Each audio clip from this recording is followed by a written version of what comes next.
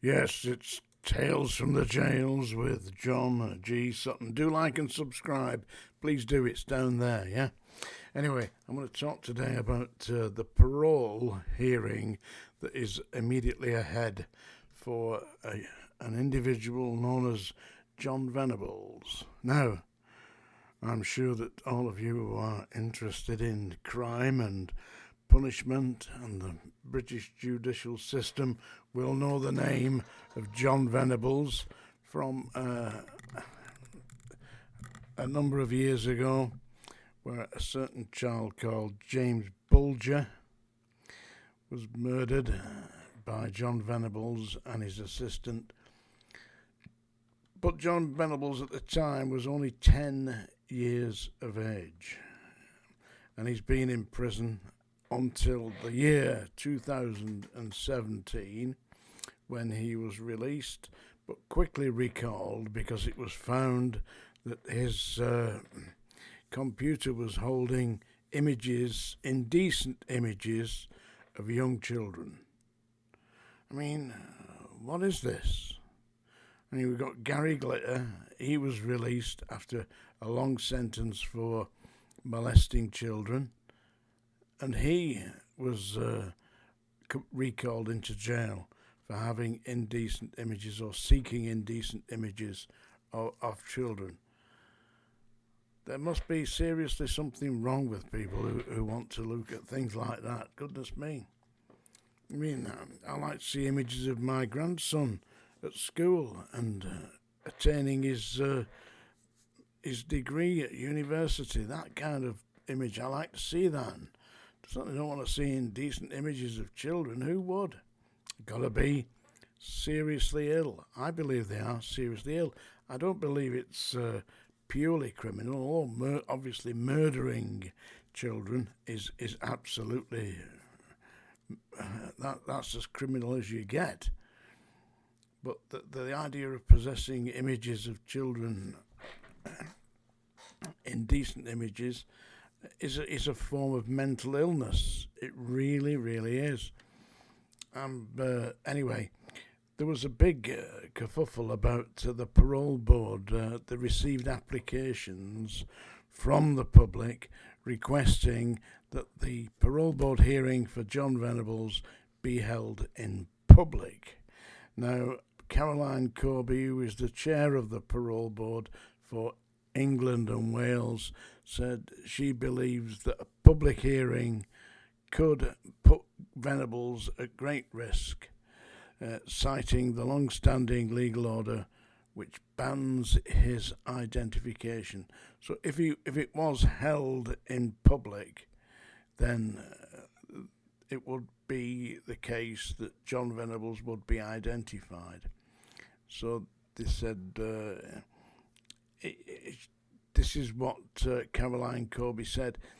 In events that even part of the hearing were in public, there is a great risk that some information could inadvertently be revealed, putting Jon Venables at risk. Now, we wouldn't want that, and it would breach the injunction. Yeah, because there's an injunction on identifying Jon Venables. So his name won't be Jon Venables now, it will be changed, and he will be put onto almost a rehabilitation program into society, which is what we really need, isn't it? Yeah. She also went on to say, if the parole hearing were in public, the panel may not be able to take the best evidence which could impact on the fairness of the hearing.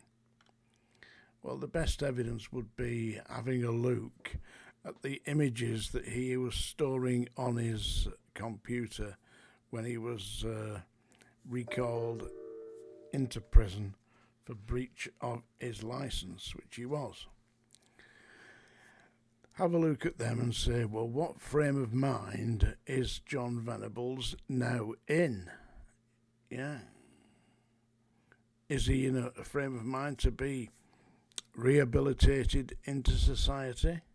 Is he going to be able to be free amongst the general public, or is this young man, at the age of 40, still a relatively young man, is he going to go out there and reoffend and potentially damage people? That is a matter for the parole board. They've decided absolutely that they are going to have the hearing directly ahead in private, and that they will make the decision, and we won't even know if Jon Venables has been released. I believe that the parent of James Bulger is absolutely shocked and astonished that he's going to be considered for release again after what he did. But he is, and that's a decision for the parole board. You see, we've got to decide it. I know there's a lot of questions about, do the parole board work? It didn't work for Charles Bronson, but then if you have a look at what Charles Bronson told the parole board, then it perhaps indicates that they would have been a little bit shocked that and thought that he wasn't quite ready to be rehabilitated. And he needs time, Charles Bronson, to actually rehabilitate in what amounts to an open prison, or certainly a Category C prison. At the moment, he's continuing to be held in a Category A prison. And so that's my little moan today about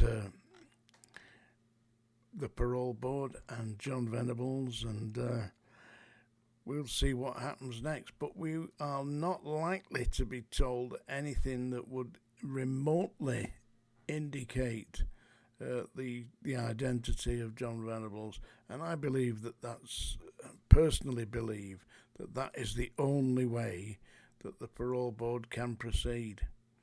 It may be that people expect that he's going to be named and you can identify him. It's not going to happen. Absolutely is not. So we'll wait and see what happens. But the parole hearing is directly ahead, and it's going to be held in private. So that's my little rant for today on Tales from the Jails. Yeah, I'm not going to sing to you.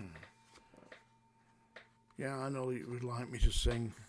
Larry wants me to sing. Sing a song about a goat, should I? Don't know what kind of a song there could be about a goat, but I'm going to read you a poem here that I wrote when I was a young man of 50.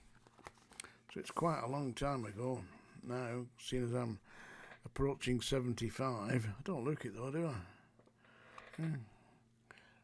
No wrinkles, not on my face anyway. Got a few wrinkles elsewhere, but we'll not discuss that. This is 50 by G Sutton. When the police look like youngsters and 10 o'clock is late, when the wine needs extra water, then you know you've met your fate. And the day begins at 5 because you just can't sleep, and the hill you used to run up is now just far too steep. When Sunday is for housework instead of coming round, then you know that Father Time is starting to gain ground, and the younger generation, they're a proper feckless crew. Then you know that you are aged, and the daft old bat, it's you.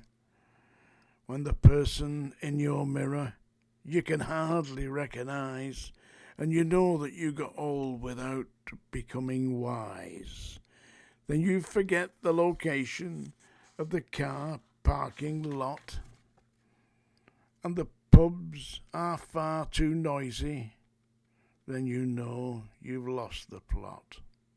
When sexual relations require an appointment, assisted by application of a certain kind of ointment, when Farmer Giles comes calling every time you take a seat, and you've got to be very careful with the food that you can eat. When you stagger and you shuffle, and the walking's not so nifty, then you know that you've arrived at the dreaded age of 50. That was a poem, 50, by Jon G Sutton. That will be me, by the way. Don't forget to like and subscribe.